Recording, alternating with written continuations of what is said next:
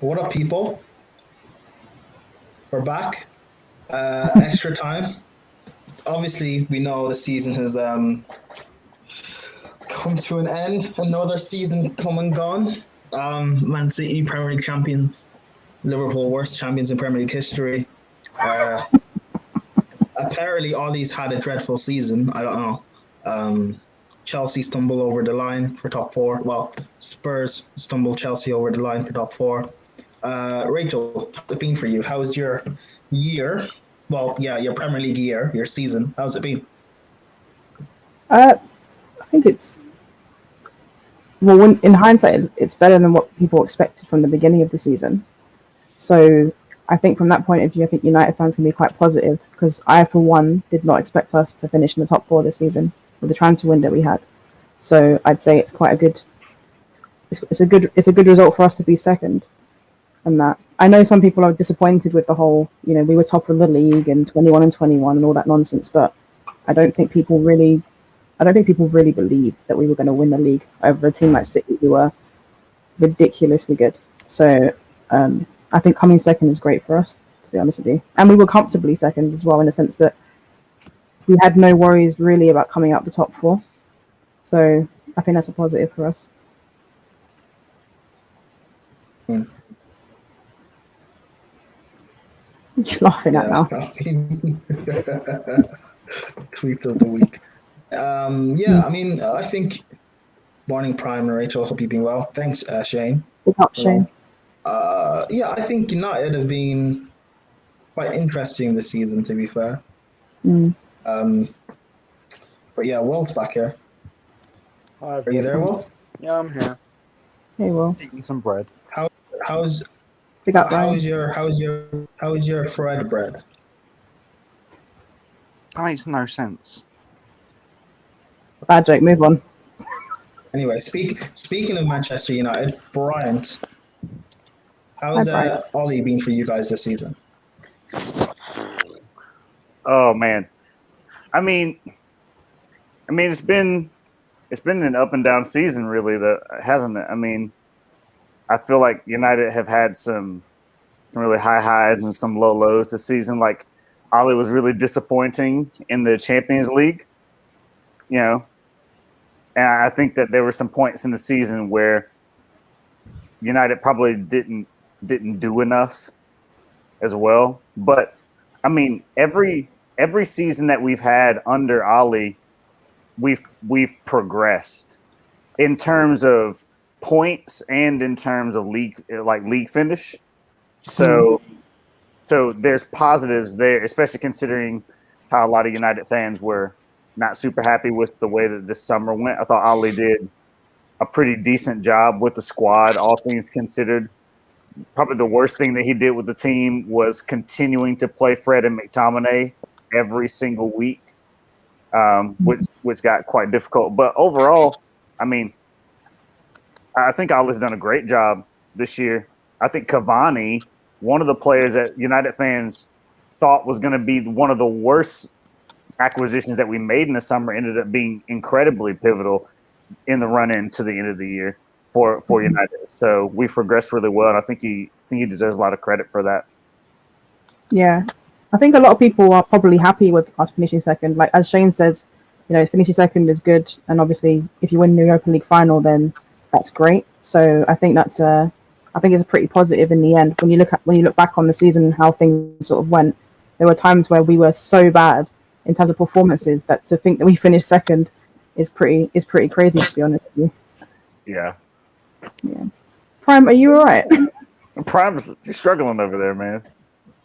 Oh, he's seen some idiot on Twitter say idiot things.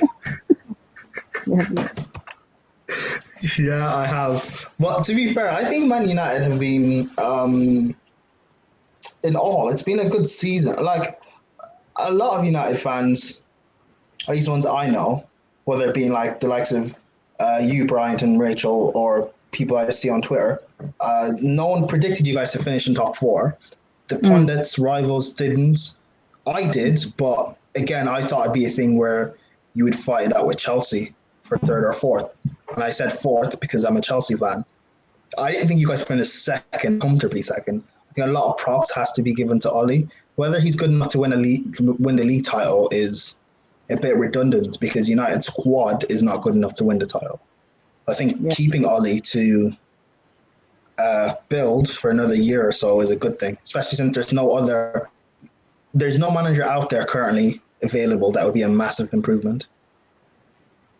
Yeah. Especially in the fact of you guys want to play attractive style of football. If you get Allegri, you're not playing an attractive style of football. Conte is not playing an attractive style of football. So yeah, it's true. It's true.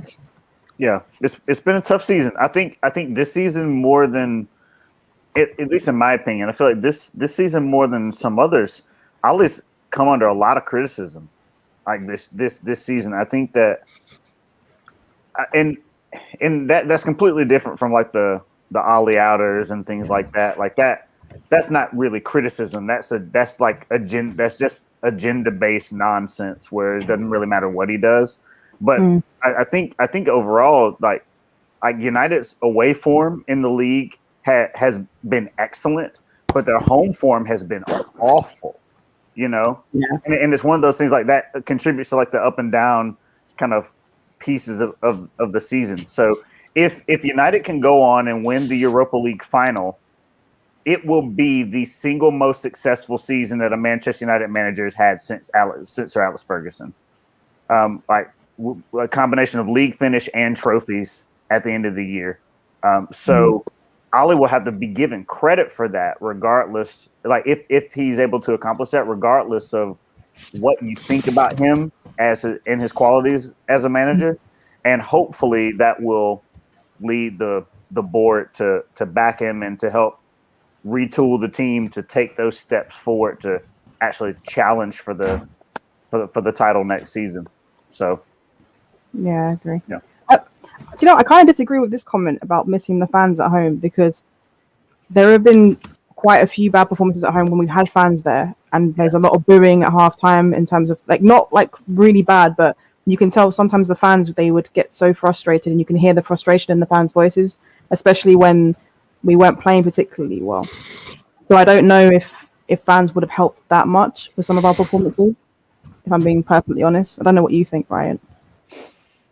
Yeah, there've been I know, especially under Mourinho and under Ole. I mean, you think about, and this isn't this season, but I think back to when Ole came in as caretaker manager, and at the end of the year, you had that interaction between Paul Pogba and one of the fans. You know, like there's those kind of things where you wonder if Manchester United fans really would have benefited the team being at the stadium, considering how they felt about the year. You know, it's just you always want fans to be there, and I think that's been one of my favorite parts of the season was seeing fans back in stadiums over the last couple of matches has been great. To see fans back to actually feel a bit of the atmosphere again. Other than just the artificial noise, but yeah, Manchester United. It's. I mean, that place it's a pressure cooker atmosphere. I mean, you have to be able to handle that, and I don't know if I think a lot of these players that we have in our team probably benefited from not having fans because they probably couldn't deal with the pressure otherwise. It's like, I mean, we lost, but no one's gonna boo us, you know.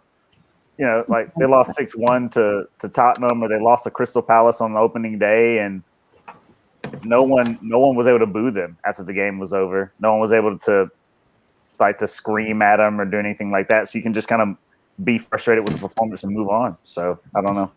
Yeah, that's true.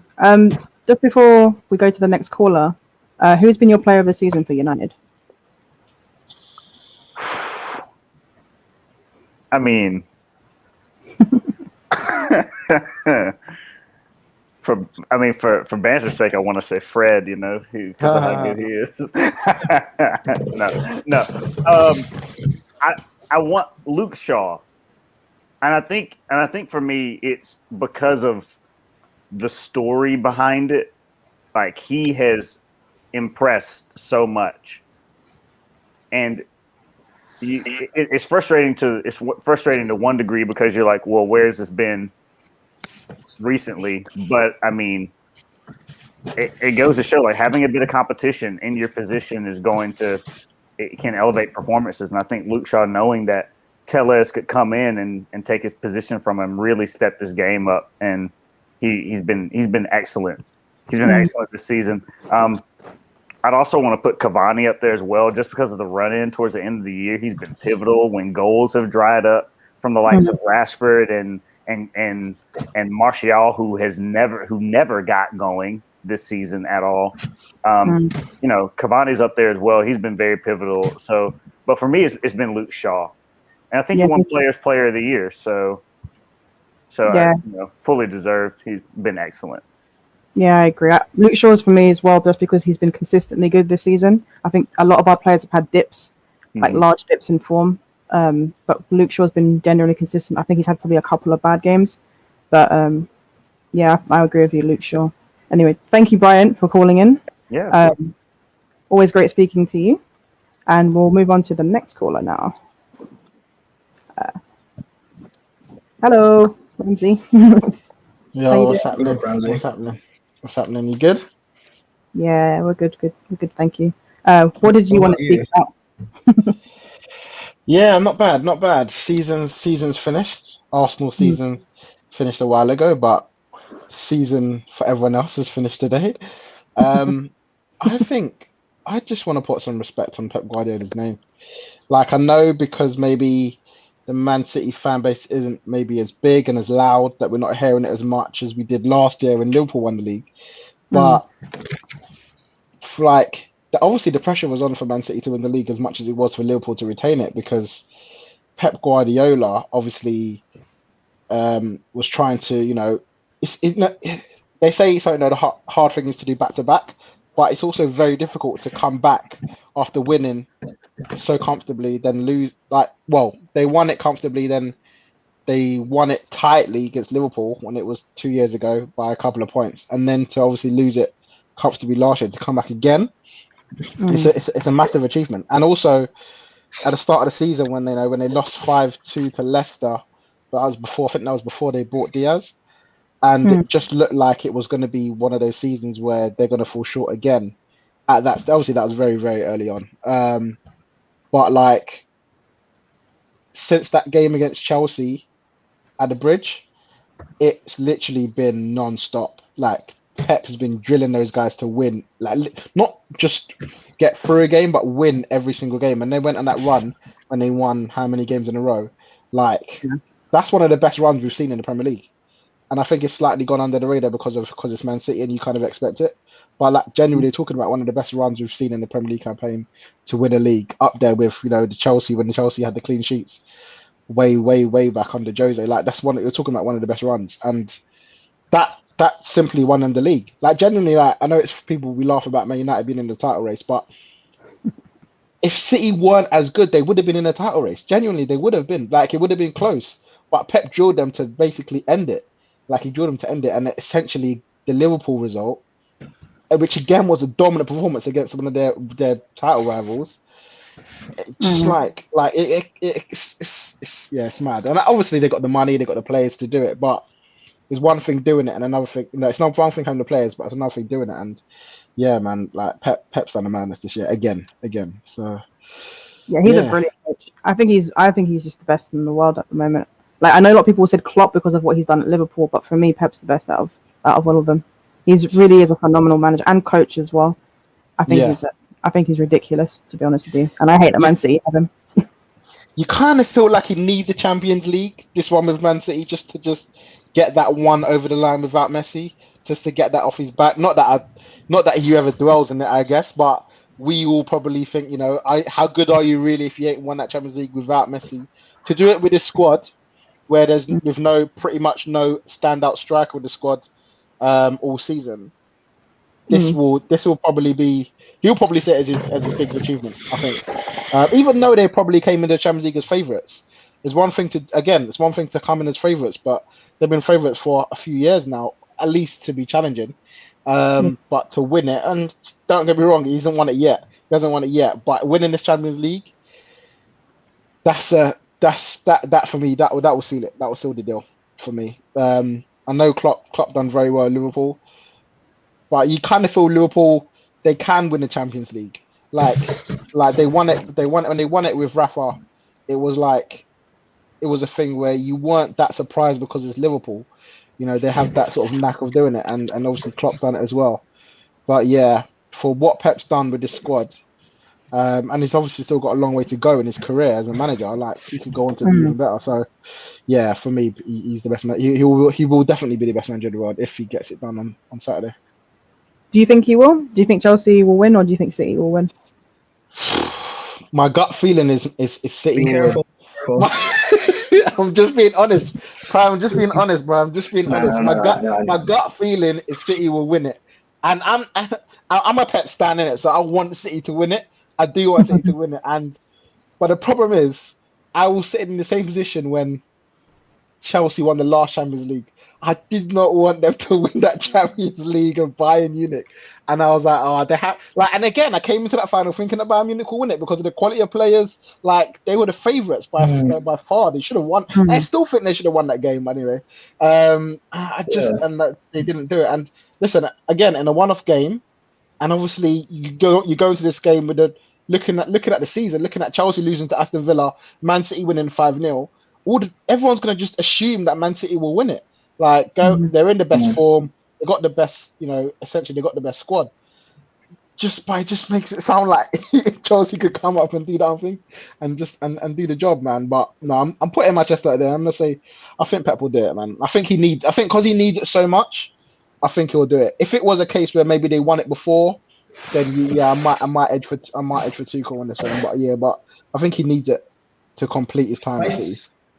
I think Chelsea, the way Chelsea are, especially with Roman, we play best when we're underdogs, and obviously I can never call us underdogs. You have the likes of Lampard and Drogba, so you can't. Yeah, I'm not saying we're a level League 2 team. I'm not a Liverpool fan, but it's we've, for example, playing that Champions League final against Manchester United, as great as we were, and I would say things were more or less 50-50, but it was still facing that great United team. We've played Barcelona when people would say it's probably the best team of all time. That Champions League final against Bayern Munich, we had so many injuries, and the Bayern Munich team was so great. In my opinion, probably the best Bayern Munich team I've ever seen, because they got to the same final the following year and won it. With all the injuries that we had and everything, no one really gave us a chance. And it was a thing of where... And Di Matteo. Because no one believed... Di Matteo. And no one believed we'd win, or very few people believed we'd win. So it was a thing of there wasn't much fear. There wasn't pressure. This final, I don't think there's any Chelsea... Look, you're a fan of your club, so no matter who you're against or no matter the circumstances, you're always going to back your team to win. But anyone that's expecting Chelsea to win, if you're a Chelsea fan and you're expecting Chelsea to win, it's going to end in tears, and you're just causing pain for yourself.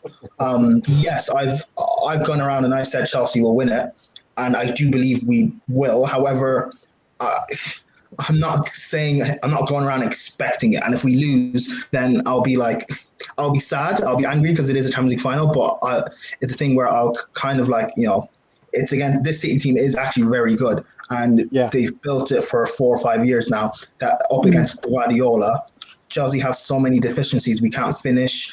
Our midfield is only an injury away from falling apart. Whether it's a Kante injury or Jorginho or Kovacic, we're an injury away from falling apart. Our wing backs are not really the best, and as good as our defence has been, we can be got at, as shown today, or against West Brom, or against Arsenal. So it's a thing where the thing that gives me confidence is in big games since Tuchel's come in. Atletico Madrid twice, Real Madrid, Man City twice. We've turned up and we've performed. So one more stage where you have to turn up and perform. And Pep, he overthinks these big games.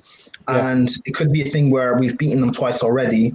And if this was any other, I would be thinking, it's a third time we're not going to win. But a Champions League final, which he hasn't been in over a decade, where he has to win. pressure's on him. If Chelsea lose, then it's a thing where, well, of course Chelsea's going to lose. Yeah. Werner misses 10 chances, whatever.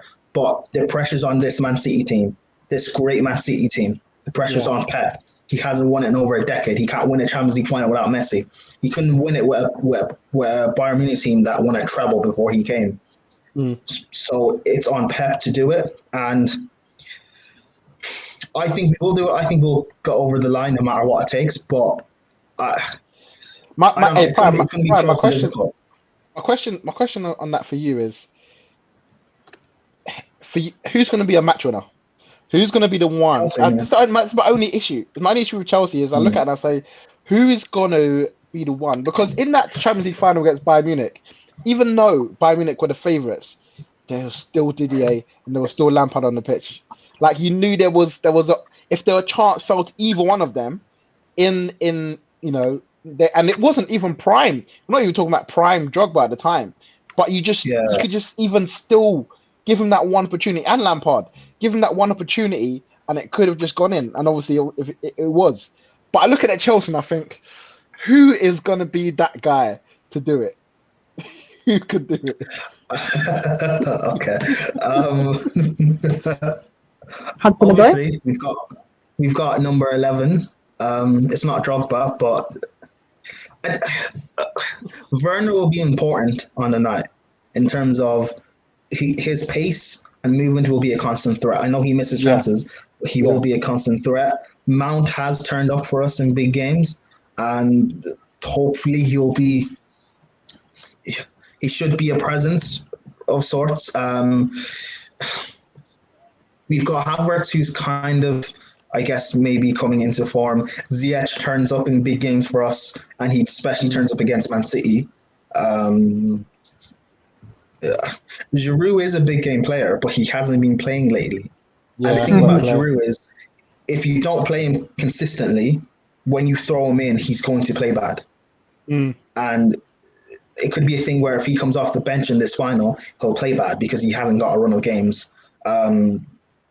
So the only one I trust to take a chance when he comes to him is Giroud, but he hasn't got game time to be able to do that. So I don't know.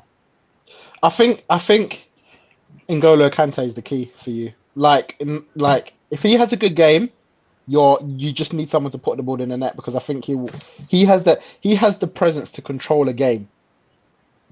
Like even today, like without him, he just look a bit like you need him to be there to get the goals. Not to get the goals, but to bring the team forward. Win the ball back and push the team on. It feels like the Kovacic and Jorginho, even if it was Mount in there or Gilmore, it just feels like it's lacking something. And then you just need someone to find, as I say, you need someone to put the ball in the back of the net. I just don't see it from that Chelsea team. I don't see one doing it. As Prime said, there's a number of men that could do it. Ball falls to them, could do it. Pulisic, we saw do it against Real Madrid. It's just about, the thing is with Man City, I'm a bit more confident. It could be Riyad, it could be De Bruyne, it could be Foden, it could be, so that's where I'm heading. No, I hear that. I think Chelsea, I've been saying for a while, I think Chelsea do have a creative issue. I know people talk about XG and how like they've got this whole high XG thing, but I've been saying that it's more about the fact that they create a lot of half chances. They've had moments where they've created clear-cut chances where Timo Werner has decided to just not be a footballer for that moment. But overall, I feel like they create too many half chances and not enough clear-cut ones, and it's causing a bit of an issue. So sometimes they'll have a game where they'll score, maybe 2 goals. But most of the time it's just 1-0, 1-0, 1-1 and stuff like that. It's very difficult for them to consistently create chances. And then there's obviously the fact that they haven't got anyone really to finish it. So if they have one of those games where Timo Werner or Mount or whoever else can't hit the back of the net, then it's lights out for them. And that's what you got to hope. Because, Jorginho's had 2 bad games in the space of a week. So you're hoping, because obviously Jorginho usually has just 1 bad game and he goes on a run of good games, maybe for Chelsea, maybe he will actually turn up for the Champions League final and actually do quite well. And Kovacic is fit and that. And obviously Kante, driving force in the midfield, as you said. He wins the ball back so well. He's so important to what they want to do. So I think they can do it. It's going to be difficult, but I wouldn't rule it out, if I'm honest with you, because finals are just one-off games, and anything can really happen, can't it? But yeah. So, okay, before we go to the next caller, what would you predict the score to be in the Champions League final? Boy,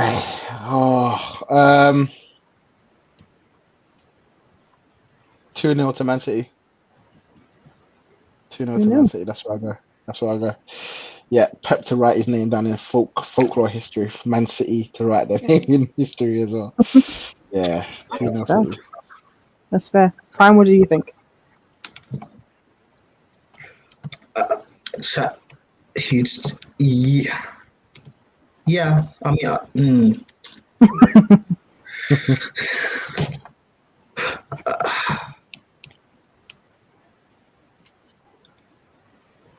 oh, 1-1 penalties. Damn.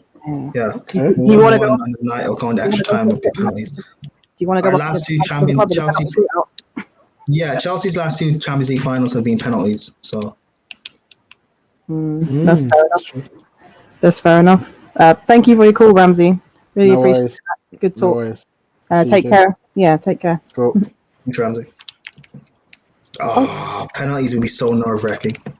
Yeah, it would still. All right. Uncle Laurie's here. It would be so annoying on the watch along. Okay. Is Uncle Laurie here? Yeah. He's muted. So I don't know if he's... Yeah, ready I'm there. What's happening? Nothing much. We're just, chilling, having our, extra time talk. Premier League season over. How are you feeling, Uncle Laurie? Yeah, I'm good, man. I'm good. How are you lot? Good, just chilling, really. Had an interesting day on the watch along with Charlotte and that. A lot of angry Chelsea fans, but it worked out in the end for them.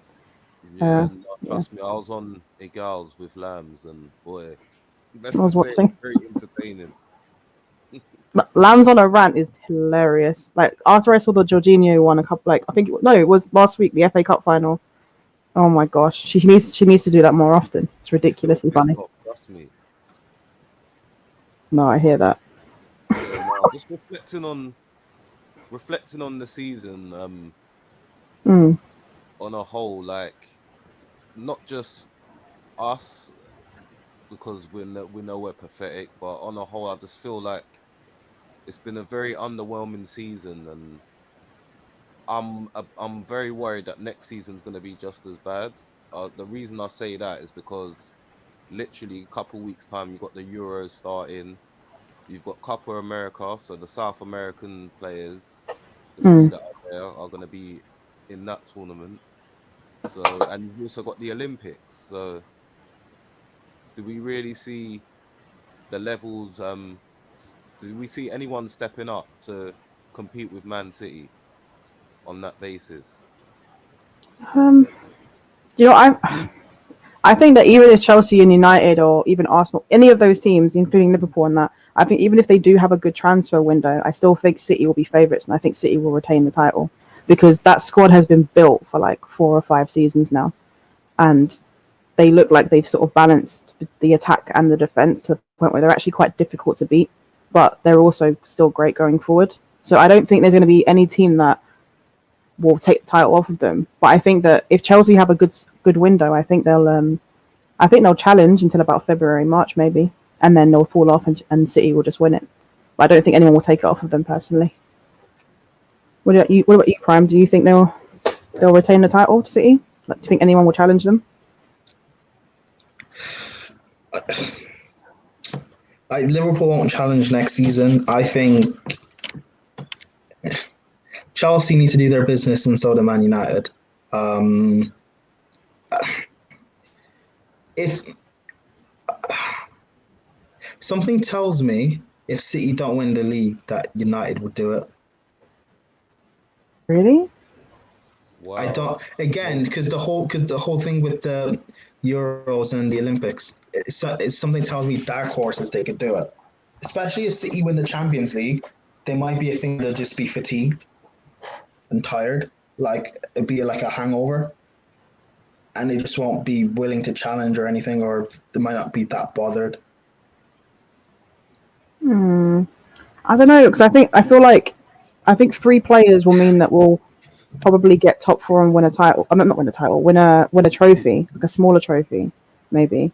Like if we were to get CDM, the right winger, and a centre back, for example, I think they'll put us in a good place. Or if you get CDM, centre back, and a striker, it has to be like something like that. But I don't think there'll be enough for us to actually compete, because any injuries to those sort of players, especially the CDM, I think we'll just be in trouble again, if I'm being honest with you.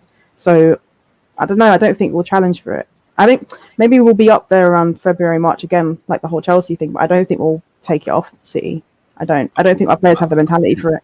I think you'll have. Really hard I to think see. you'll buy Kane.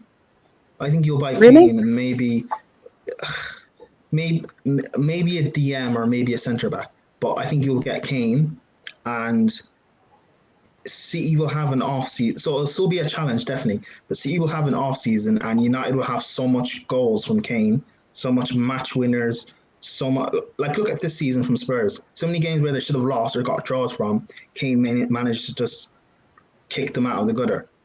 I think he can do the same at United, and it'll be enough to just push you for the title and win it. I don't know. I think you'll talk about that sort of like the Van Persie effect, right? But I don't think that's going to happen. I don't think we have a team that, like the rest of the players, I don't think they have enough about them, to be honest with you. We've got a couple of individuals, right? But I don't know. This is more so City falling off than United raising that level. Yeah, but if City fall off, and what about Chelsea though? We're not ready to compete. I think we'll fall away. Well, even if you get some more signings as well, and like Timo Werner will probably have a better season. Havertz will have a better season because obviously he had COVID and he wasn't playing so much in the beginning. Thiago Silva might not have that injury in the beginning. You might have a thing where, you stack up a few wins in the beginning of the season and you just have that momentum build. You don't think that could happen? I love Tuchel and I rate him, so I don't want people to think I don't. But to some of these players, I don't trust, and I know what the fan base is like. They'll get toxic, and things will fall apart. What with you? Well, Like, not fall just apart, striker, but you need to improve we're your missing midfield as well as up front, though. Well, we're missing a striker. I agree. However, we still have creative issues. People think a striker.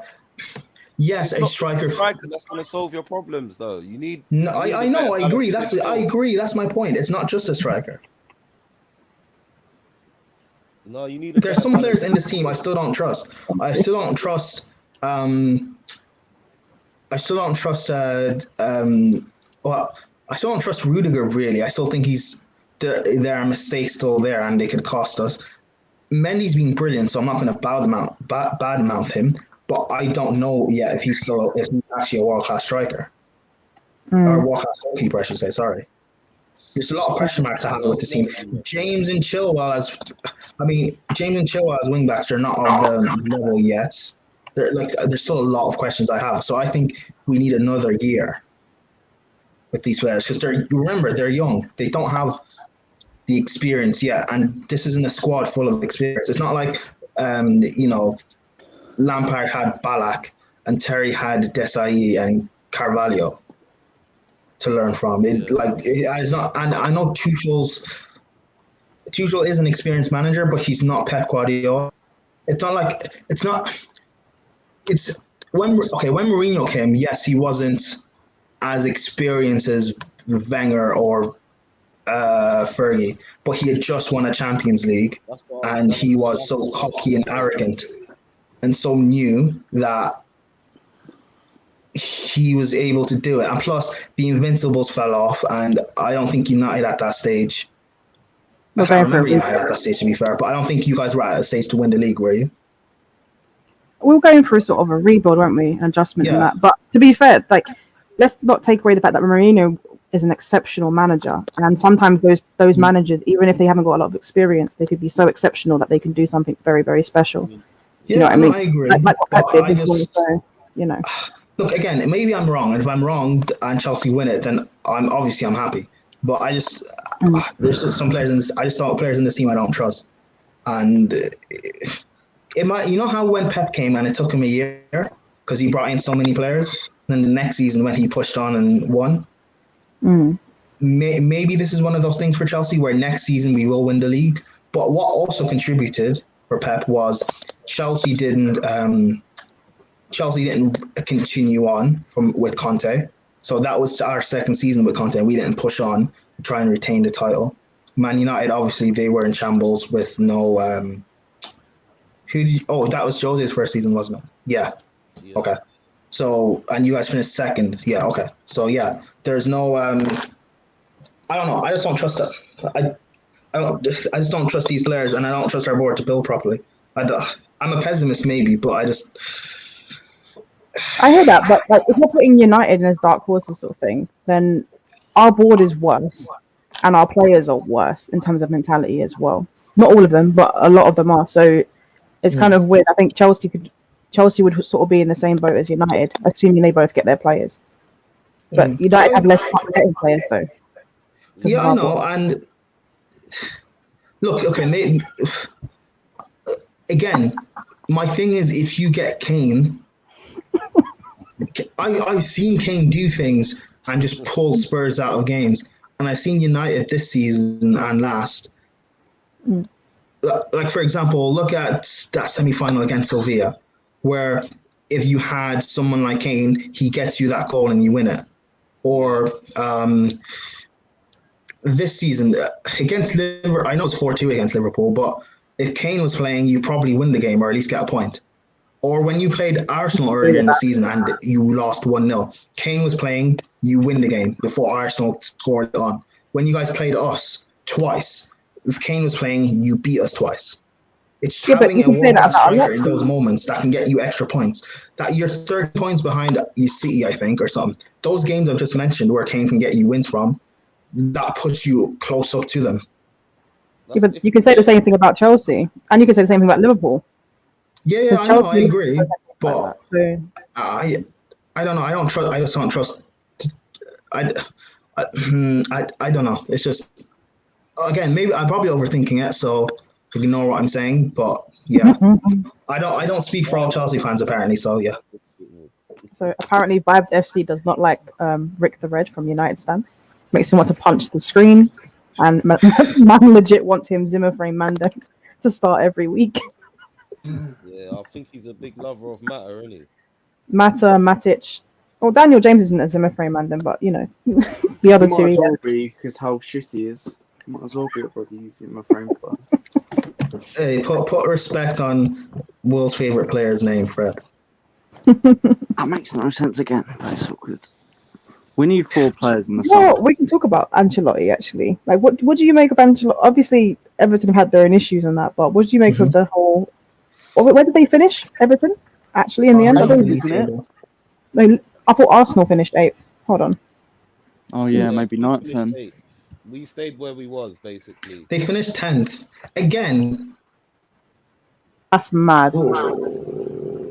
Yeah, they had an average season, but again, what did people expect from this? Actually, no, I put Everton to finish 5th, so I can't really speak, can I? But No, but when you again, I put keeping Ancelotti, but again, it's a thing of with all due respect, like this midfield that was supposed to be so fantastic, Corey came from a relegated team. Alan was in a team that notorious for bottling in Napoli. No disrespect to him, and then Sigurdsson has never been a consistent player. Iwobi, they haven't got a good midfield. The midfield wasn't as hyped as they said it was. That's the problem. And although Dominic Calvert-Lewin did have a good season, you got to think like he barely got into double figures for goals. So Everton are pretty much where they should be. No disrespect to Carlo Ancelotti coming in. He wasn't going to be that manager that was going to be able to propel them to where they should be. Yes, I know they beat us and they beat a few teams, but they beat Liverpool for the first time in how many years? But from those sort of results, the problem is the lack of consistency. They should have been pressing on. They lost so many games from winning positions that it's no surprise they came where they did. And I wouldn't say that Ancelotti is a fraud per se, or the game's passed him on. He just doesn't have Like the players they got in weren't world beaters. They were bang average players. So I Mm. guess they're where they should be. No, but 10th, though, I don't think they should be 10th. Like, obviously, they finished 10th, so like the table doesn't lie, sort of thing. But when you consider that their squad isn't as bad as 10th, they've underachieved, in my opinion. Like, it's not a great squad. Like, it's not a top 4 squad, but I think it's better than 10th. I don't know. I think seventh place team, if I'm being honest. I think it's 7th to 9th. Yeah, when you consider where they were and the momentum they had, the fact they dropped off so much is insane. You know. But I do remember people saying that James Rodriguez was going to show Bruno Fernandes levels, so that's amusing. Who said that? A lot of people, a lot of Bruno haters said it, which was really funny. Even in your own fan base, I think a few people said it. Oh, especially in our own fan base. There's a lot of Bruno haters in our fan base, so you know, it is what it is. It's having an agenda, really. I mean, Bruno is a fraud, but we don't have to talk about that. And we remove him.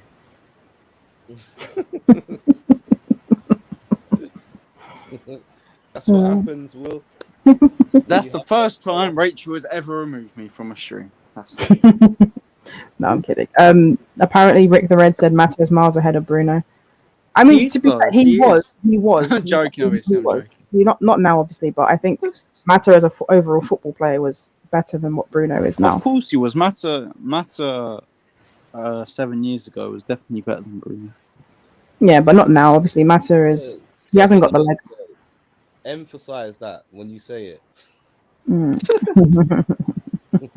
No, but the thing is, I think with Ricky, it's a thing where he believes Mata is better now, so that's where the problem lies, doesn't it? Fair enough. Oh, this is addressed to you, Laurie. Arsenal ended the season 6 points off top 4.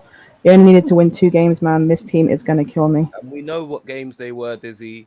Like the amount of games, like again, where people are saying the same problem that Chelsea have had, and in terms of putting the ball in the back of the net, this creative midfielder thing is a load of nonsense to me, because we was creating chances without a creative midfielder.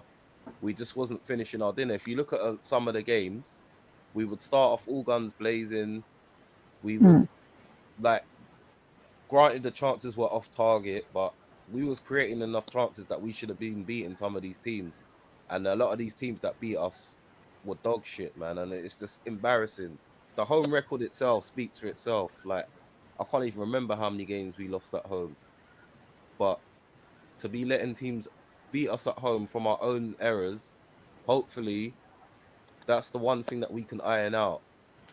These unforced errors, seriously, we make more unforced errors than Wimbledon, than going to a Wimbledon tennis match, man. Seriously. And that's what frustrates us and pisses us off as supporters, man. Even some of the bullshit that I saw today in terms of how people were excited to be back at the game, and then you'd see people in the new kit, but then they're holding up a sign saying fans in Cronky out, and it's like, which one is it? You know what? I didn't understand. You know, I hear that, right? But do you know what? A lot of clubs don't make their money. Like, obviously, merchandise makes money, but a lot of the clubs make more money from Sky Sports and TV rights. So, is every Arsenal fan gonna cancel their sort of subscription to Sky Sports and whatnot and just stream? They're not, are they? Yeah. So I think clubs are more. I don't think clubs care as much with the merchandise. I'm not saying that they should. I think it's ridiculous either way, but you know, it's a thing when merchandise doesn't make as much money as TV rights anyway, isn't it? But I hear what you're saying still. It's just the hypocrisy, like, kind of. I don't get the hypocrisy. Like, I wouldn't, if you're so against this board, as you said, merchandise or not, why are you at the game vibes in? Like, these players didn't deserve a clap today. For what? What have they done? They've stayed in the exact same position that they were last season. They've been worse. Not won a trophy. Big up Bend Over as What well have for you won, something. Will? Thank you. Will, let's have this conversation next Saturday. And then we can talk, yeah? Rachel, you just got baited as well. What did they say? They said bend over. Oh shit. Oh, That's funny. No, but on a real, Please don't. like I was saying earlier, Will, I was basically saying, I don't know if you heard, do we really see any difference next season, considering we've got the Euros coming up in a few weeks' time and Copa America as well? Do we see anything getting any better for the rivals to Man City? What from? Wait, are you talking about? Do you see the Wait, sorry. Will, Do you mean? will anyone challenge Manchester City next season? No, I think they'll win it again. Yeah, that's fair enough, to be honest. Unless Chelsea sign Harry Kane, which is So- not going to happen. Do you not think that you guys are favourites for Harry Kane? No, I think we're third favourites. So who do you think are the favourites then? City and United. See, I like the I idea of signing Harry Kane, but I just worry about what we're going to sign after Harry Kane, because obviously it's going to be a massive chunk of the budget, and if we end up buying no one else, I think that's going to be a problem.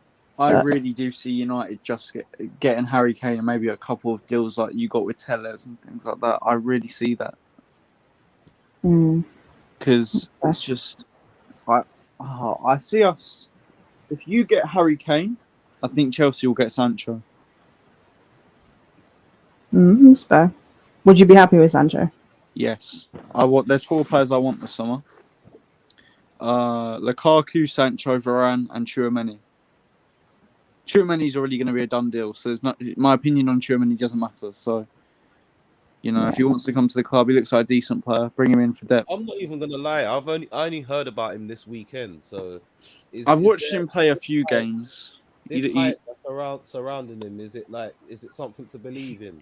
He is a little bit overhyped, but he's very good defensively, and he's okay on the ball. So he's not going to help your creative issues, really, is he? No, he's just going to add to depth, so we can rest Kante more, rest Jorginho, rest Kovacic, which will help us. Yeah, His stats. Rachel and I were looking at his stats though defensively, and they're very good, very, very. Yeah, good. they are still. They are pretty good.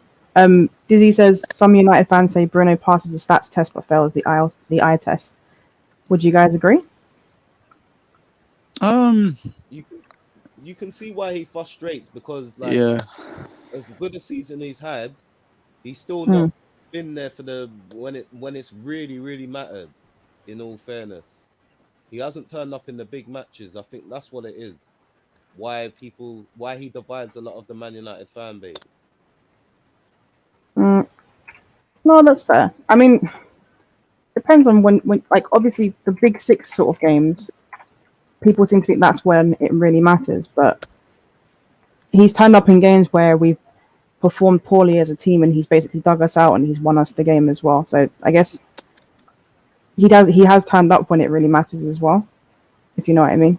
But then you can say the same for Pogba's resurrected you a few times this season, and he hasn't really played this season. So you can have that same argument for him. If he was fit for the whole season, maybe you would have challenged City for a lot longer than you did for the title. You never know. It's one of them things. And if he was actually played in his preferred position and not wasted on the wing, that's another thing you can take into consideration. Yeah, no, I hear that. I think the reason why Bruno doesn't pass the eye test, obviously he's frustrating with some of the passes that he makes, but I think people don't realize how much he does off the ball as well in terms of his movement and in terms of his work rate and all that stuff. So people don't appreciate it more. You know what people are like now? It's all about saucy ballers and what they can do on the ball and their dribbling and all the different skills they can do. But there's so much more to football than that. And unfortunately, people don't look at it. So they don't appreciate a lot of what players do until it's too late. It's like with the whole Michael Carrick thing. Will and I was speaking about it. People don't appreciate players like Michael Carrick until they've retired, because he wasn't saucy and he wasn't getting all the goals and he didn't get all the plaudits. People didn't appreciate what a great player he was. It depends on how much you appreciate the game as well, because Michael Carrick, I appreciated him whilst he was here before he retired. And then you had there's a few players that their work doesn't get noticed until, like you said, they're gone. So In the Chelsea fan base, I think a lot of people feel like that towards John Obi Mikel. Yeah, well, there was this misconception that he was just a defensive midfielder, but he was excellent on the ball, and a lot of people didn't realize that very about him. press resistant. Yeah, very press Yeah, resistant. he was actually a very good football player, but people only see him as sort of a CDM. So, do you know what one is really funny as well? Busquets. A lot of people, because they hate Busquets, right? They think that he was this crappy sort of just a CDM, and he was carried by Iniesta and Xavi Oh, and he was Messi. But unbelievable. he's a fantastic CDM. He's the best defensive midfielder I've ever seen. Yeah, he's definitely up there. He's a fantastic player, and people don't appreciate people like him. And again, until he sort of retires, and people realize what a massive hole he sort of leaves in the midfield. So it's just one of those things, isn't it, with football fans? With Michael Carrick, he was very important. Like, he was so important to what happened behind the scenes, because it was usually like Scholes that would get more of the attention because of like his through balls, his long range passing, his long range shots, and all of that stuff. But Michael Carrick was an extremely important member of that Man United team that won back-to-back Premier League titles, that won the Champions League. Like, he was so important in the midfield. And I think Sir Alex Ferguson said like without Carrick, Man United would have struggled in that midfield, because like he was so good at like his like interceptions, his tackling, the way he was able to like nullify the threat of like opponents. For example, when we played AC Milan in the Champions League, he was really important in the way he was able to nullify like Pirlo, and he was able to keep like really good players quiet. And with Busquets as well, like I think like he's similar to Carrick in the sense that they're both quite underrated, because in that Barcelona midfield with Xavi and Iniesta, they were like pulling the strings. They were making everything happen, and then they were the ones that were getting a lot more of the attention because of like the football from those two players in particular was very attractive. Like with Iniesta, like the way he was able to just drive forward with the ball, beat a couple of players, play like a perfectly weighted pass to one of the front three, and Xavi was able to do that as well. But then Busquets was still like, he was equally important in the way he made interceptions, he cut out attacks, he was able to break them down. He was very important, and just as Michael Carrick was to Man United. So like these defensive midfielders, they're like really important. Like Kante, he's different in the sense that like he's just so full of energy. He's everywhere on the pitch. He covers so much ground. He's very tenacious. Makes a lot of important tackles. He was like a fundamental part to that France team that won the World Cup, and he was like integral to that Leicester City team that won the Premier League. And then like he made the jump to Chelsea, won the title with them in his first season there, which was like really good achievement. So like these midfielders are like really important. But that's the thing in football, you have so many different types of midfielders. You've got your creative ones, you've got the ones that can make things happen. Like with Bruno, he does divide opinion. Like he's not like the sauciest baller, but then like he does have the ability to make like a killer pass in the final third. He'll get the ball, he'll spot a gap and then make that pass. He's capable of that because he has that football understanding, he has that football brain. And Pogba's obviously like very talented. He's a top quality midfielder, and I'm really glad that we kept him, because I know 2 seasons ago he wanted to leave, and I'm so glad Ollie managed to persuade him to stay. And like his agent Mina Raiola was obviously like talking a lot, and he was like very problematic. But thankfully Ollie had like the man management to keep Pogba at United and keep him focused.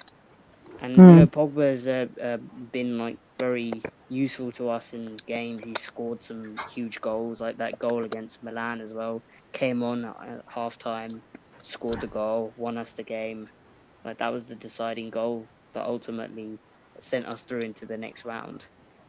Yeah. So like Pogba has that ability. Like he can perform in the big moments when we need him.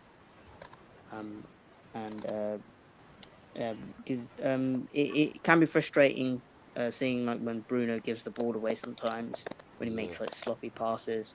But I guess he's got that risk taking factor. He's got that he's willing to take a risk because he wants to make something happen. And sometimes it can backfire. Like we can give the ball away in a dangerous position, and that can lead to a goal. But that's the thing.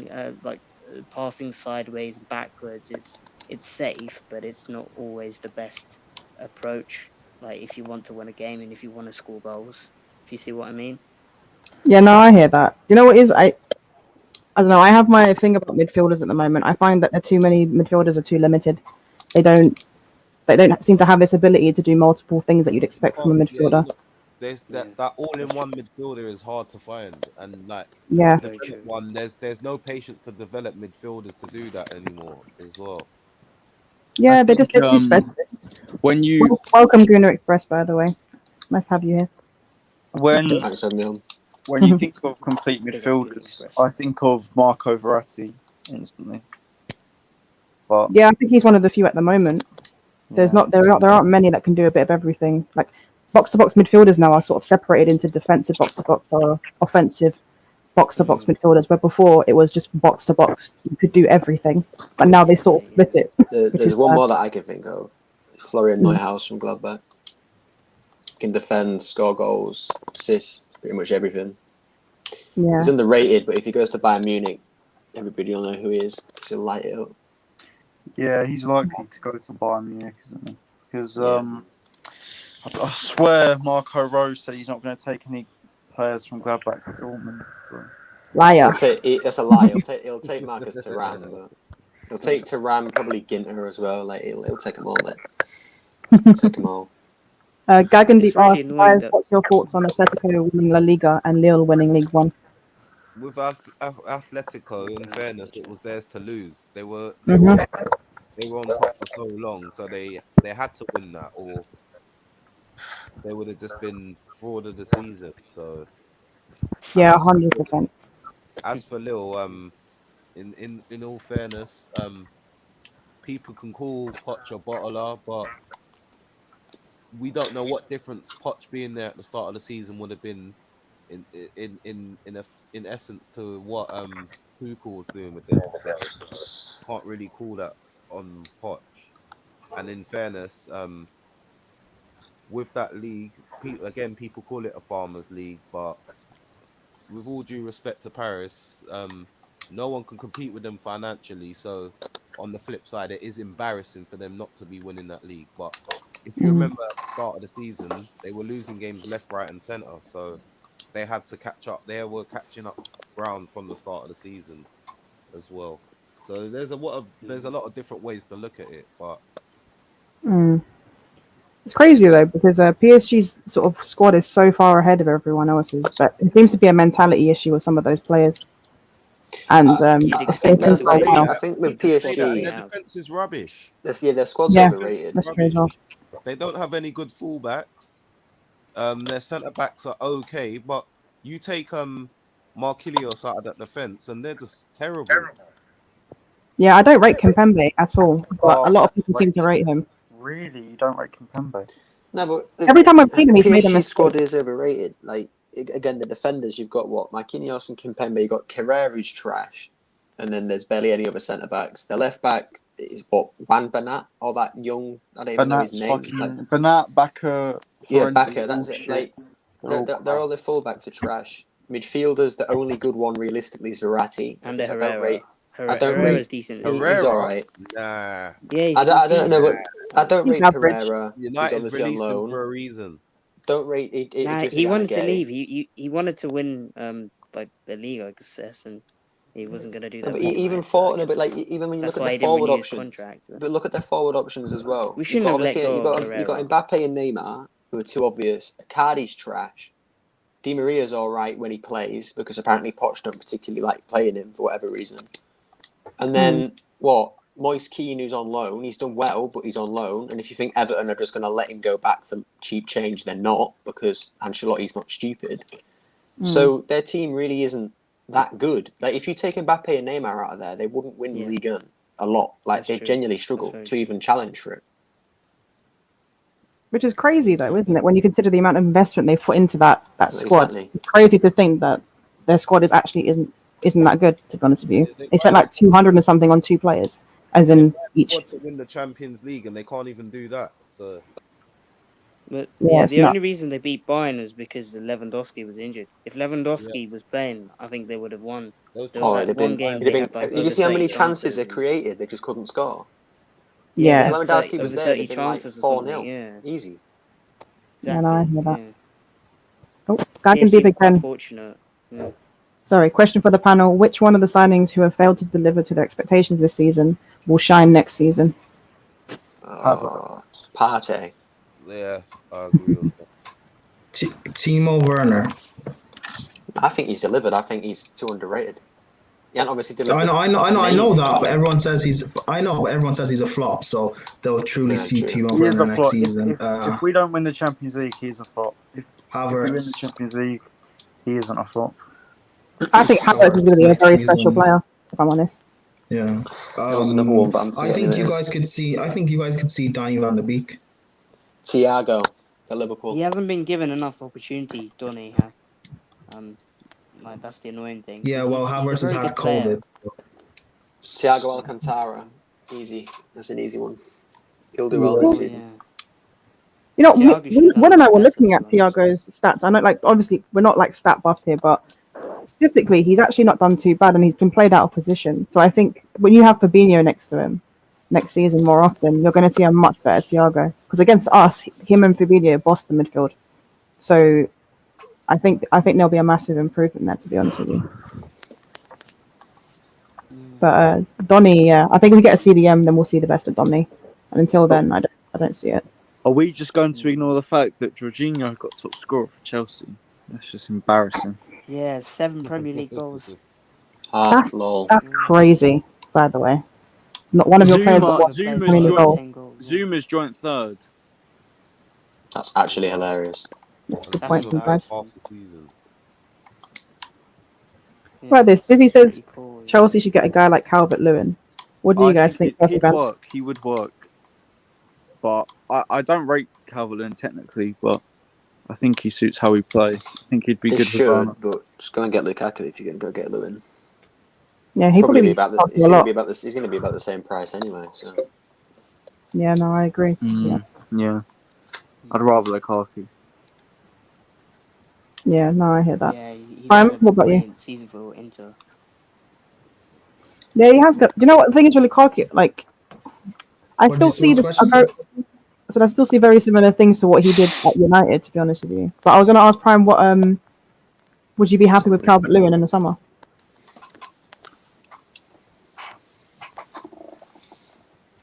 Is he frozen or is he just processing? No, he just blinked. yeah, he's processing. He's processing. No, I responded to you, but you didn't answer. I said, "What was the question?"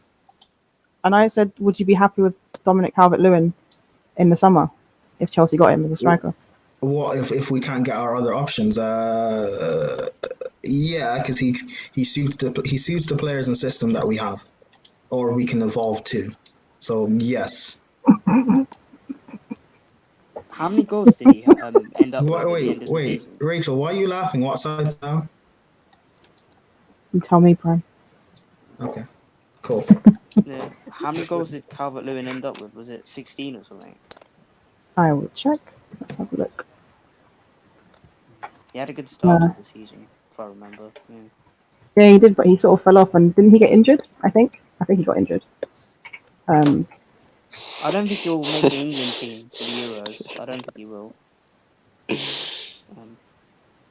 He's got Hey, vibes. Allow it, man.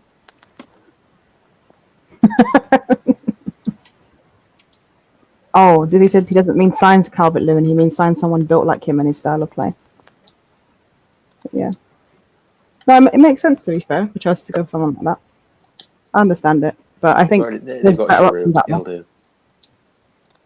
Drew Is just Giroud can't press anymore though. Giroud Hmm. technically is a lot better than Calvert-Lewin, but he can't press, so he's just too slow. Calvert-Lewin's Yeah, got but 21 goals in all comps, by the way. yeah, but can Lukaku score a scorpion kick? No. I love Giroud, but he's gone. Yeah, Sadly. I loved Lukaku's at, Giroud like, until he left and went to 30 Chelsea. million. The prick. Are you one of the few Arsenal fans, sorry, that were pissed when he left? Because a lot of Arsenal fans were happy that he left. Well, it's weird because in that 2015 season, if he was actually good, we could have won that league because he should have probably scored more goals. But I mean, he scored a lot of goals for Arsenal, like a lot, and obviously he did some good stuff. And I think if we had the right players around him to help him better his obviously clinicalness and being one-on-one in goal and whatever else, then yeah, I think he would have been better. But I mean, look, saying I'm upset to see him leave to Chelsea, I wasn't upset to see him leave, but when he joined Chelsea and won a Europa League with them, that pissed me off. Like it's another player who left and won things.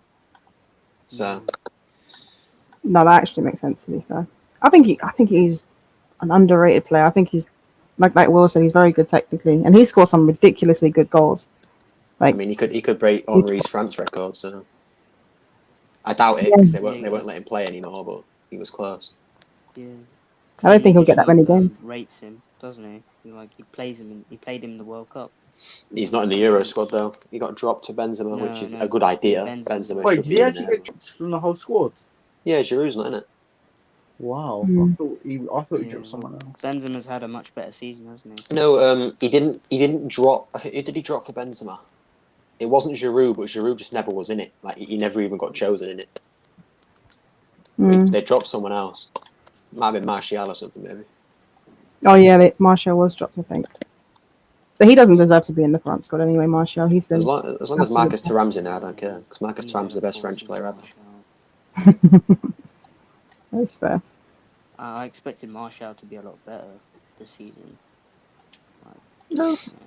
Yeah, Martial as a striker, even last season, he wasn't it for me, if I'm honest with you. There were some things that he did that weren't striker-like, if that makes sense. Some of the runs that he made, a lot of his goals were the standard sort of cut in, shoot. A lot of them were cutback goals.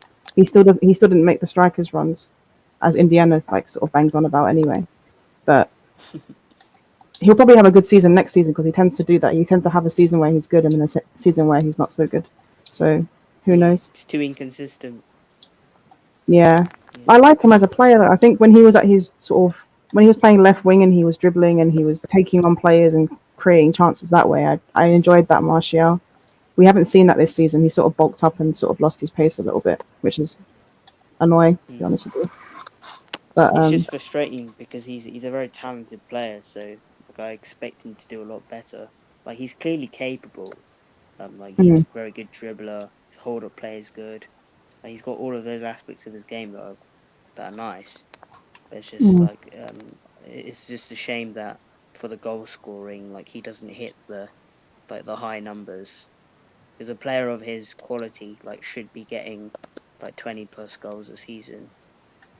But he hasn't been able to do that each year. So he has been a little inconsistent. That's the thing.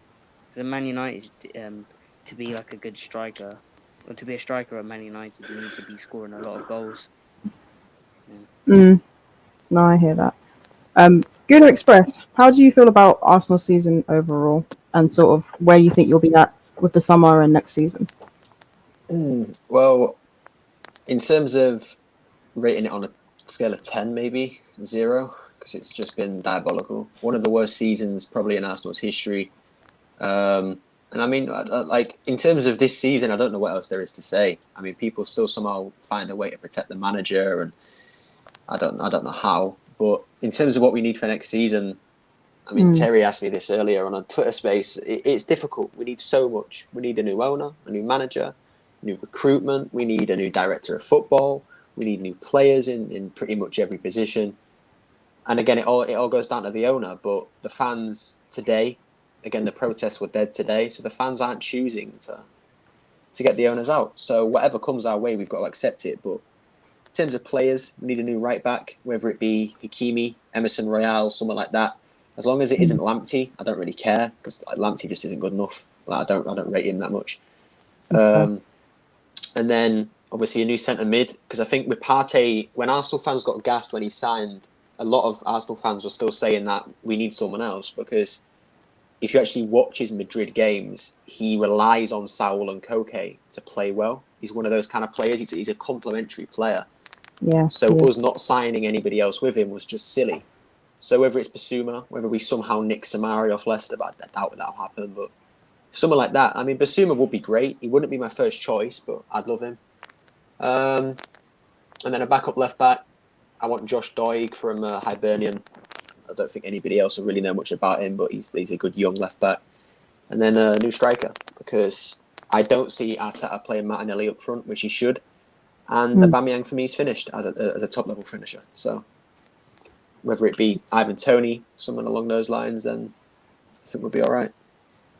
Yeah, that's fair enough. Do you realistically, do you think you'll get maybe half of those signings, or do you not think you'll get many? I think we'll get a new right back. I think it's Max Aarons is most likely the person we're looking at getting. I think we'll probably get Basuma as well if Man United and Liverpool don't get him. But I think we're pretty much clearing getting him. And then we keep looking at Buendia, but I've said this. Arsenal, we move really late on signings. And with Buendia going to Copa America with Argentina, I see him doing quite well. His value is just going to go up. It'll probably be a £60 million signing, because that's what these competitions do. Your prices just go up and up and up. We saw it with Dani Ceballos. He was one of the better players in under 21 euros, and his price went up to 40 million from 20. So at the end of the day, if we move quickly on Buendia, then we'll probably get him. But we're gonna move too slow. The price will go up, and we'll pass on him. So we'll probably get Aouar for 27 mil. He'll be crap because I don't rate him at all. And we'll probably finish 8th again.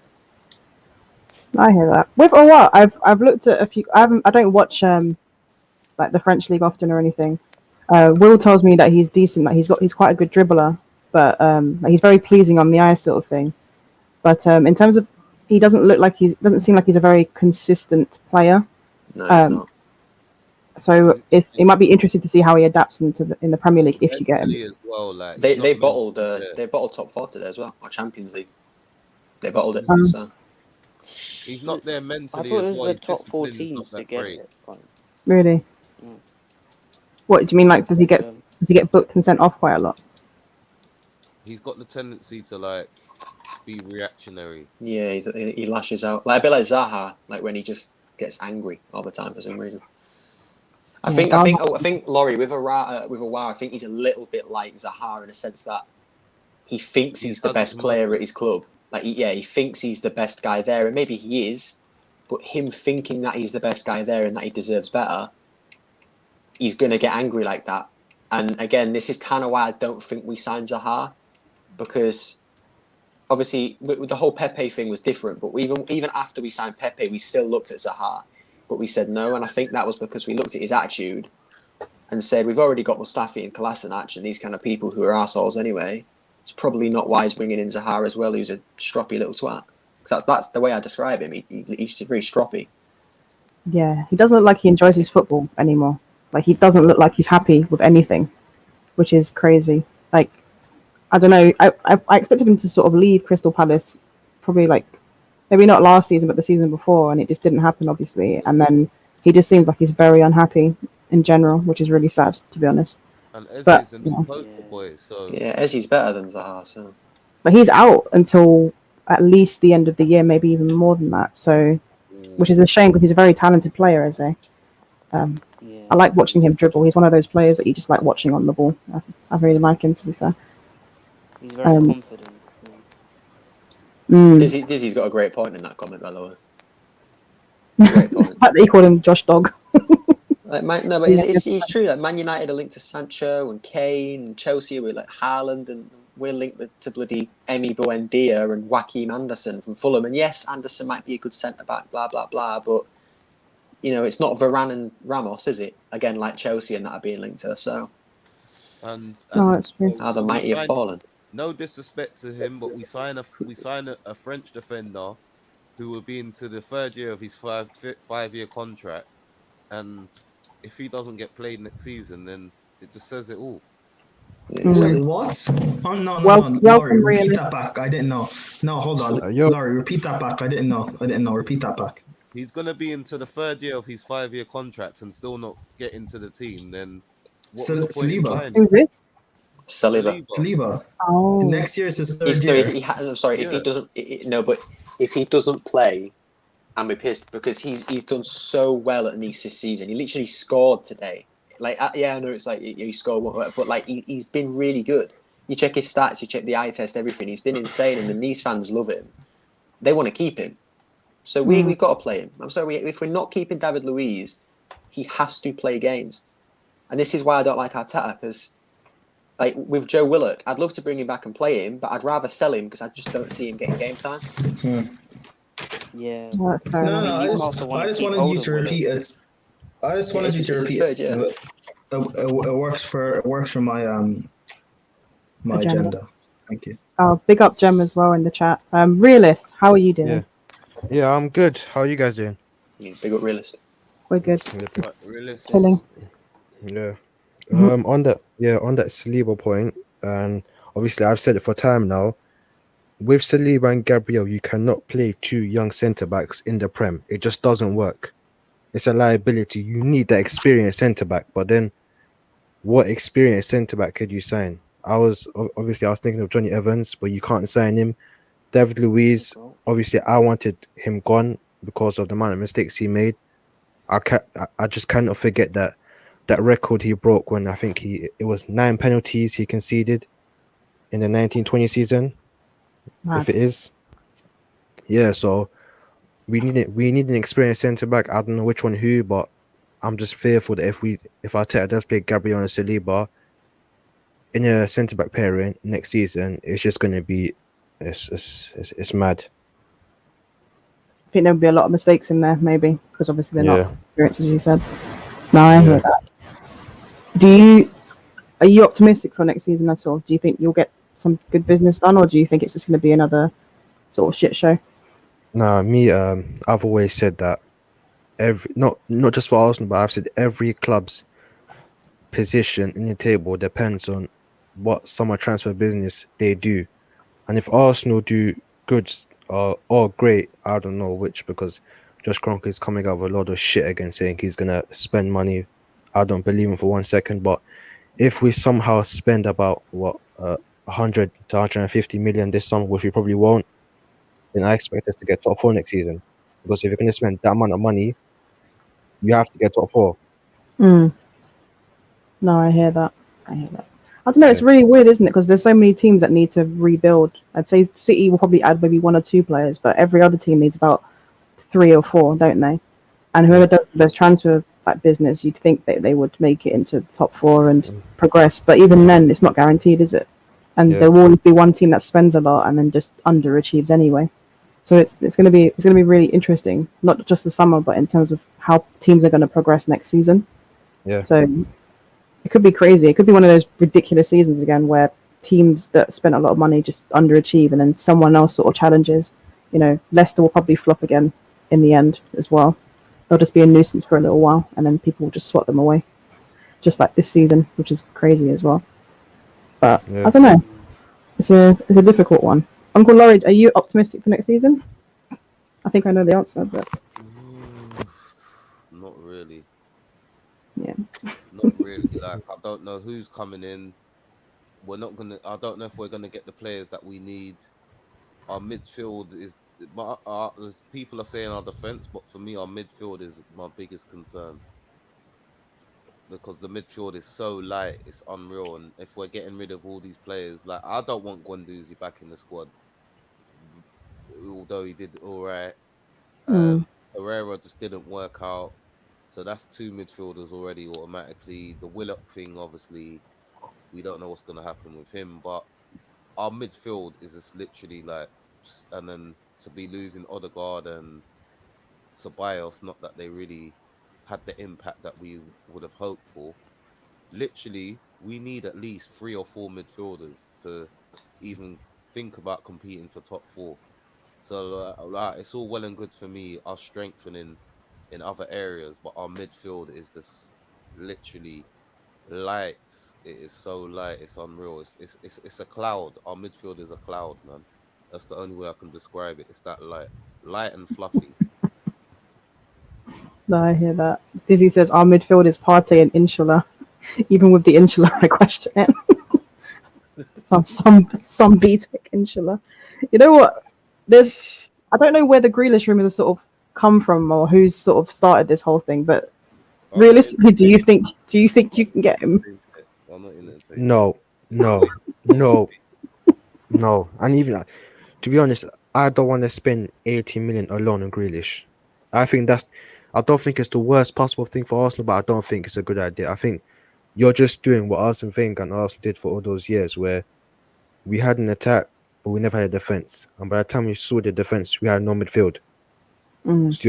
So you're just leaving positions out so that you could fill in one specific area. Then by the time you sort out that one area, another hole has popped up. No, I hear that. That's the issue I have with us getting, say, Harry Kane or spending a ridiculous amount of money on Sancho. Obviously, we don't think we're going to invest any more. If we spend 90 million on Sancho or Harry Kane, then how much money will we have left over to buy anyone else? Yeah. Which is kind of crazy. But hey, Gags, how you doing? Yeah, I'm all good, man. How are you? How's Good. everyone, actually? Not just you, but everyone. Yeah, all good. Yeah, all good, man. Yeah, it's been a roller coaster season, man. A roller coaster day. My team finished third, so yeah, it is what it is. That's yeah. crazy. Think Yeah, about it. it's a madness. It's actually a madness. No, I was slightly hoping Chelsea didn't make top four. I was slightly hoping, but the thing is, my prediction was, like before, like the FA Cup final, my prediction was Chelsea to win the FA Cup final, Leicester to win the league game, Chelsea to just finish outside, and then Chelsea to win Champions League, and then there would be 5 English teams in the Champions League next season. But yeah, because I just had a funny feeling that because of the way the season has gone, that could have worked out that way. But yeah, Rodgers kind of bottled it again, I guess. What do you think it is with Leicester and sort of bottling top 4? Like, what do you think the problem is there?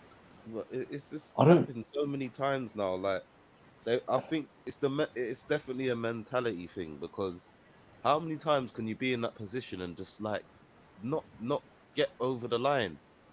Especially today, like the way that Tottenham just destroyed them at the end of the game, it was just embarrassing, really. Yeah. Like, people like it's hard to say, like, you want Rodgers to get to everyone sort of wants Rodgers to succeed, but I don't know what it is, like how. And people are saying the injury thing, like there's so much things to take into the equation, but it's happened too many times to not be concerned with why he can't get over the line. Because as much as, like, if for example he was at Man United or Arsenal right now and he kept doing that, people will be calling for his head. But because he's at Leicester, they're not calling for his head because they're already exceeding expectations by competing for the top 4 and winning the FA Cup this season. But again, that's no disrespect to Leicester as a club, and the fact that yes, they should be like part of this top 6 now for the fact that they have had success. But like I said, because it's Leicester, that's why Rodgers is kind of pretty much rent free in the board's head, because they sacked Ranieri for actually winning the league. If you remember, Ranieri was playing much better football than what they're playing at the moment. But they went on a bad run with Ranieri, didn't they? They didn't start the season particularly well, and they got rid of him. Yeah. Season after. Yeah, no, I hear that. It's crazy, to be honest with you, but the whole Leicester thing. I'm curious to see how they'll do next season, and if they bottle it again, I think there needs to be an inquest there. To be honest with you. Definitely. The year that they sold Kante. Sorry. Sorry, the year that they sold Kante, was that the year that they brought in Ndidi, or did they bring him in the year after? I think he was Kante's replacement, weren't he? Nah, I can't remember. nah. To be honest. They bought in a midfielder. It didn't quite work out. Then by January, I think they were 17th or something like that around there. And then they bought in Ndidi as an emergency option because one of their midfielders were injured. Oh, okay. Mm. Oh, so it was sort of like an accident, if that makes sense, with Ndidi, which is pretty Yeah. interesting. That's pretty insane though, because he's a very good player, Ndidi. So And the thing is like Leicester, the business that they do is like very, very shrewd in Very. terms of like they just pluck out signings. Like, to be fair, they're not signings out of nowhere. I mean, Fofana was, but like Samare, that his name has been floating about across European football, especially how obviously he's part of a league winning team in for Lille, but it's just they just do their business like very, very early, like, and because they do it early and like they do it just in time where no one else is, like, he's not hot on the market for everyone else to like, he's not out there for everyone else to like, you know, eye up on. So they will literally just snap him up for a relatively cheaper price as well. Like, the way they do business is just absolutely fantastic. They're one of the best, like, I think they're probably top 3 best run clubs in the Premier League. yeah, they're very well run. Yeah, very well run. Question for the Liverpool fan: if a big offer come in from Mane, would you sell him? That's from Dizzy. I don't know, man, because Mane is my favourite Liverpool player, you know, so it's quite hard. I know he's had a very awful, like his season. His season's been very underwhelming. It depends on how much, to be honest with you, because I would only accept a certain amount. Like, if we were to use that money to get Sancho, then maybe, but ideally I would like to give Mane one more season. No, that's fair. If you were to sell him this summer, how much do you think you would go for?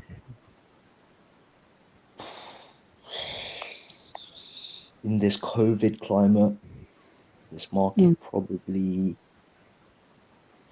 I think, and plus because of how good Michael Edwards is as well, we could probably get about 65 to 70. Really? You think 65 to 70? That much? Yeah, because Michael Edwards, he does very good business. Very good business. I mean, I think it would, like, okay, I probably won't use Brewster and Solanke as an example because they're quite young, so people so they will have resale value. But when we brought in Christian Benteke, for example, we brought him in for 32 million, I believe, in 2015, and we sold him. He was there for a season, didn't work out. Then the following season, we sent him out on loan to Palace, and then the year after, we sold him. We sold him for like 29 mil. No, that's So fair. potentially we could like, so yeah, nice, fair enough. potentially anything between 60 to 70 million, I reckon, for Mane this summer. I'm trying to think of which team would buy him for that amount, though. I've heard a crazy rumor about Dortmund, but I don't know why he would want to go there. And Dortmund don't never spend that type of money on a player. Yeah, they would just be replacing Sancho with Mane, but Mane has no resale value, really, does he? He's like, what, 29 now? Yeah.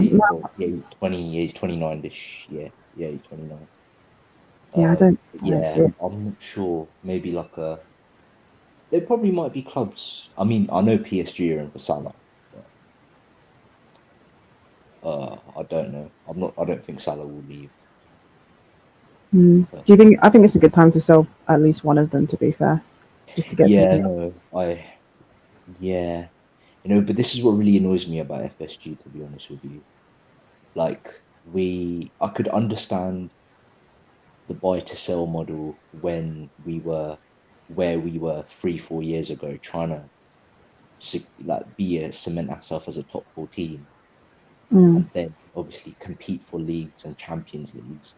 You have to do shrewd business like that with the buy to sell. But now you're at a certain level, like you should be aspiring to attract these big names. But every single time there's a big player available, Liverpool's name literally gets rubbed out, and that's because of the way the club's ethos is and how FSG have pretty much dumbed down Liverpool fans' expectations of trying to sign these big players.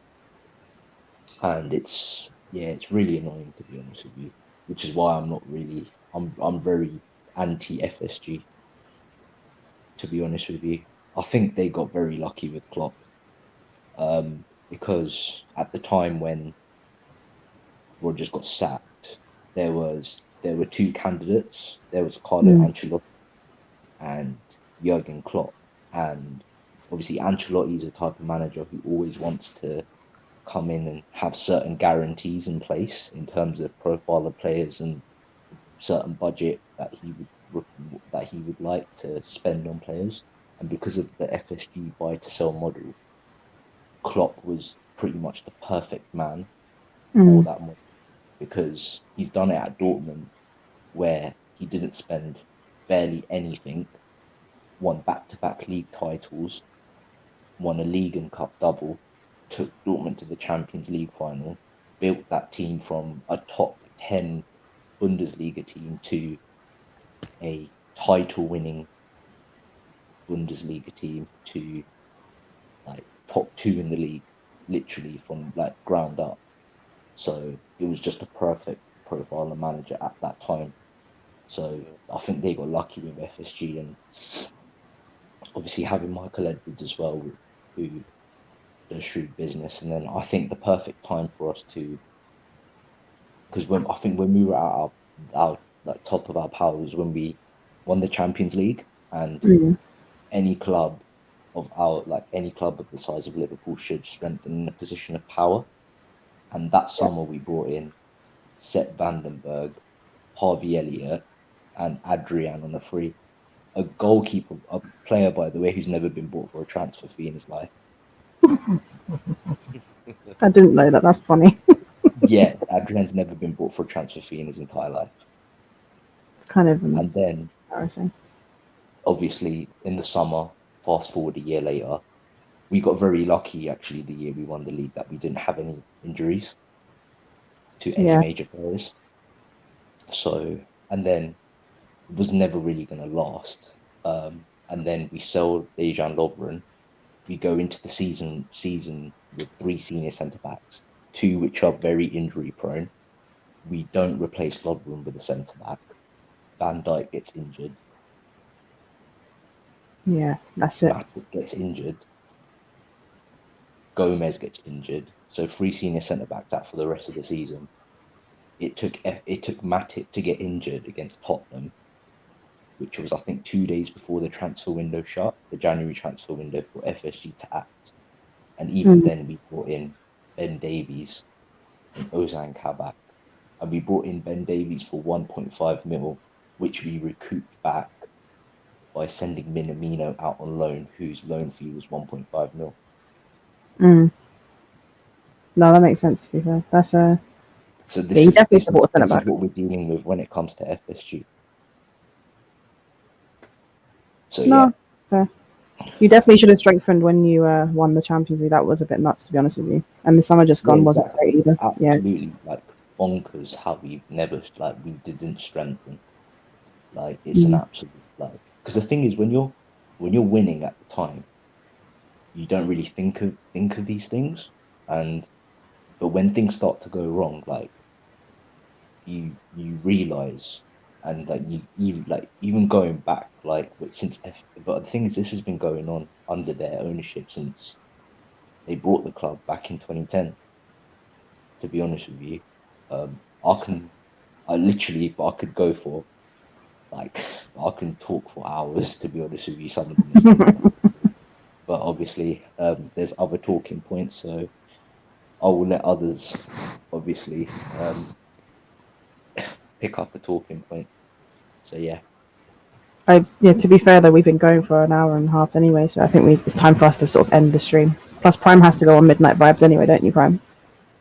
I think so. Yeah, guys, just let everyone know where they can find you. Really, I don't know if Gooner Express or Realist is still here, but Yeah. Realist.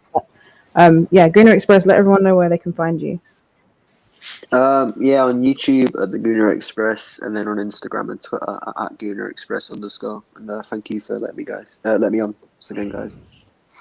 Yeah, it's always good speaking to you as well. So thank you for coming on. Realist, where can everyone find you? Yeah, name's Realist. On Twitter you can find me Lazio7. Big up to everyone here. Thanks for having me on. Yeah. Yeah, thank you for coming on as well. Gags. Sorry, saying your name sometimes, like when you say Gags, it's just like Yeah, sorry, it's short for I feel like I'm saying something wrong all the time. Go on, Gags. No. My full name's Gagandeep, so I'm in the chat usually. Yeah, no, I know. But yeah, no, it's just short for that. It's just my nickname, unfortunately. Do you have Twitter, don't you? Or... Oh, come here. Oh, Uncle Laurie, are you there? I don't think Uncle Laurie's here either. Cool. You can find obviously me and Prime on Twitter and Instagram. Our handles are right there even. But yeah, guys, thank you for coming on and thank you for watching. Please like and subscribe, and we will see you tomorrow for EFL show, Tuesday for Next Gen, and potentially a preview show for the Europa League final. And then Wednesday, Grounded Football, Thursday, Offside Rule, and Friday, Fraud Watch. Fraud Watch is a big show for us. It's a pretty funny one. So yeah, guys, thank you for watching and good night. Basically.